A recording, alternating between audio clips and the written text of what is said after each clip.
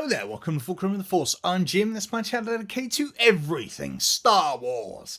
And I'm not going to tease it, you've seen the thumbnail, you've read the title. That's right, I'm going to be talking about my own personal custom lightsabers. You might see that there's no lightsabers up on the wall today, there's no light emanating from them. That's because those two that are normally there are my custom made lightsabers. Now there's a lot of story that goes into these.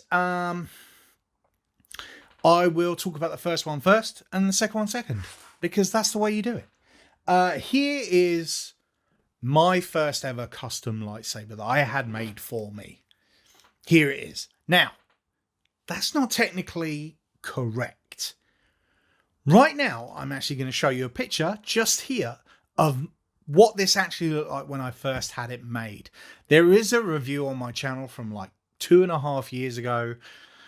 It's not a good review, but it's a review nonetheless. I had it made for me by a company called Sabers.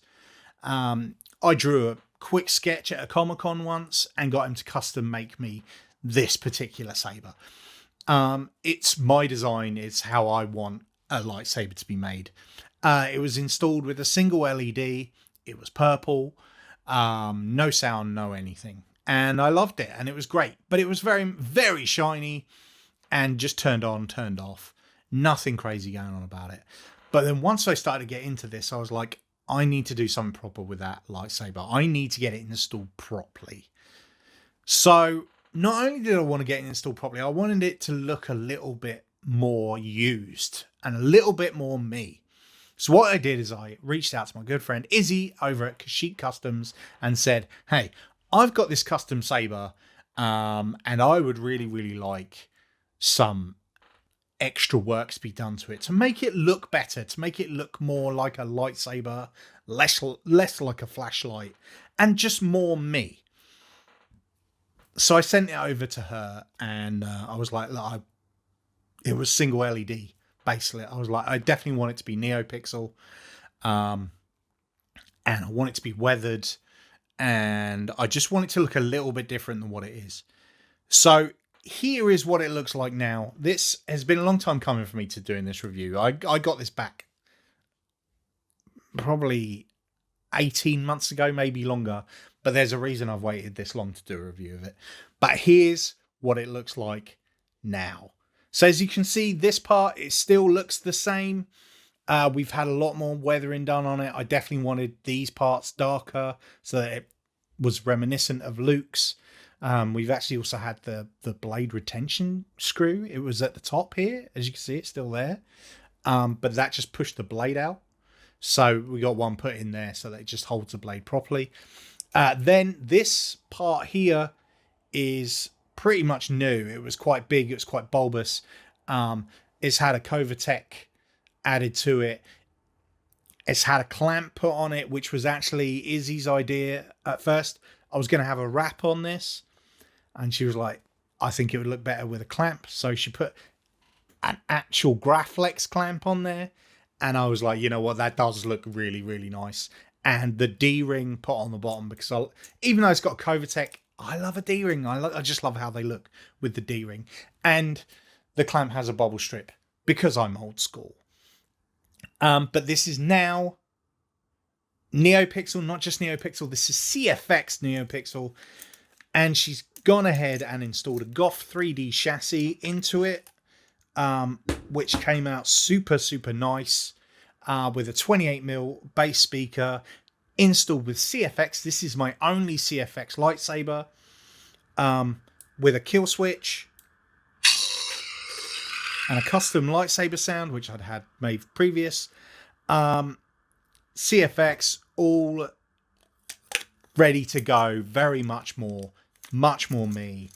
Looks amazing. Sounds amazing. We'll put a blade in it shortly. But look how nice that is now. Look how different it is. Also, the button was here.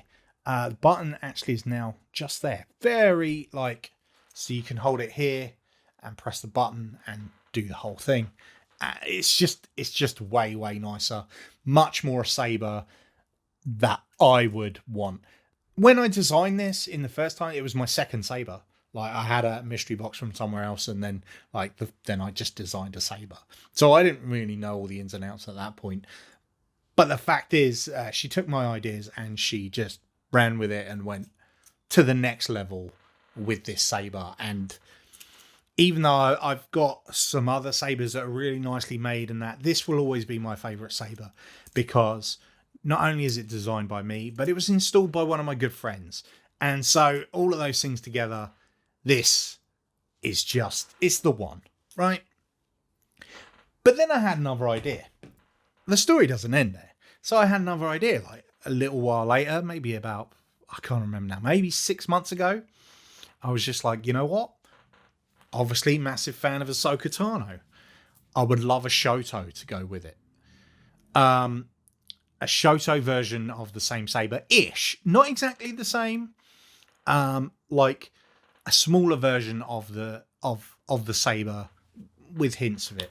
So I reached out to my good friend Ben over at Forcesabers UK, Forcesabers Worldwide, and I said to him, Ben, can you make me a custom saber? And he's like, well, of course I can. That's, I love to do that. And so I basically took a picture of this saber, of this, I don't know why I'm not holding it, of this saber, and cut down parts of it and made it smaller and said, I basically want this. And so he got to work on it. And he had to play around with it. We had a few design ideas back and forth. He then weathered it. It was a bit too weathered for my liking personally. I wanted it to look more like this, but he didn't have this in hand. So it came back quite dark. So recently, that's why I'm doing this video now. Recently, I had it sent over to Sheena, SJ Weathering. And she redid the weathering on it to match this saber more. She took this saber as well and to match it more. So here is my Shoto of that. So as you can see, it's still got the grips there, not as prominent, thinner neck, again, not as prominent, similar thing, very much a one-handed saber, the same angled emitter. I'm a sucker for an angled emitter, and if you put those next to each other, that's actually a straight line, which is really, really nice. So there you go. Like if you put them together, you can see they're supposed to be together. This one's actually been installed with Xeno, because I was like, I don't need CFX on this. I just need the ability to change up the sound fonts. So this is Xeno, so it's still a NeoPixel. But as you can see, the weathering on it is very similar now to that one. So they are my personal sabers. They're both built for me with my designs in mind. So I'm going to put the blades in so we can actually have a look and see what they look like with the blades in. So here they are with the blades in. I've very much gone, this one is probably too long at this point. This has got a 36-inch blade. This has got a 28-inch, so that when they're together, they're very different sizes. That's probably too big at this point. I think that needs a 32. But anyway, that's what they look like. So whenever you see them up on my wall, they're next to each other. That's the reason they're different sizes, because this is my custom Shoto, and they're a pair and they belong together. Now, when I got got into this whole hobby, I decided that I also wanted my own custom sound font. So I reached out to a guy called Phoenix Saber Fonts. He'd worked with a couple of other people I know. And I said to him, I've actually done a review of this entire sound font on my channel, so I will put the link in down. It's a little bit older. I will put the link down below so you can check out the whole sound font. But I basically went, it's me, 80s synth. So that's what we've done. We went 80s synth, and this is my custom sound font with a grumble at the beginning.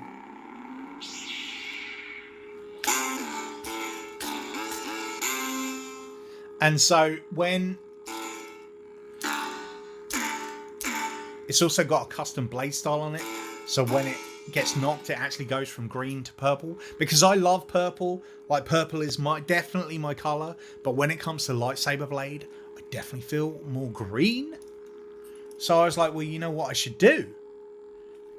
This is great and looks lovely in green, but what I should do is I should put the same sound font on my Shoto and make it purple.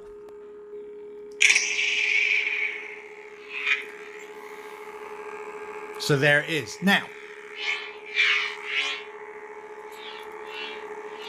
if you can hear that, what I actually did is I went into the sound files myself and I took the sound font that was made for me and I raised all of the different things by like a half tone, a semitone. So it's really difficult to do when they're both in your hand, but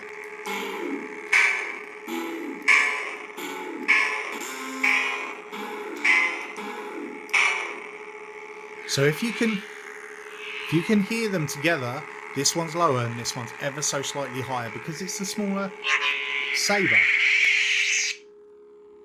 So let me turn this one off. Obviously being Xeno, this has gesture controls.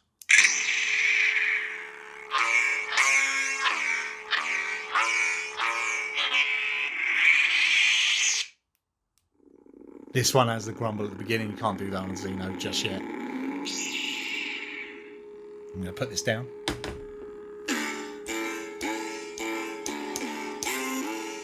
So as you can see, like they both sound the same whilst at the same time sounding ever so slightly different, which I think is very cool. So these are my custom made sabers. Now, what would I do differently if I did it again? Well, first off, I think I'd plan my saber out a lot longer than just drawing it at a Comic-Con. I'd also pick and choose what internals to have straight away. Like if I could change anything, I think at this point I'd probably take the Shoto and upgrade it to CFX so that they both like look and act exactly the same way. What I would love is, because obviously this is a Xeno board inside, there's not as much you can do with the Xeno board as you can with CFX. As you saw with the CFX, when you clash, it goes purple, and there's force effects on that as well. So actually when you swing the blade, it goes green, so the blade is green, but when you swing it, there is an accent on the cutting edge that is purple, which looks super, super cool. And what I think I would do if I was to do it differently is I'd get CFX installed in this one as well. And then I'd get the reverse done, because as you can see, like, in fact, if you can see here, what I've actually done is it starts green and goes to purple. The same happens on the other one, but it's such a deep emitter, you can't actually see it. So if you can see that, it starts green and goes to purple.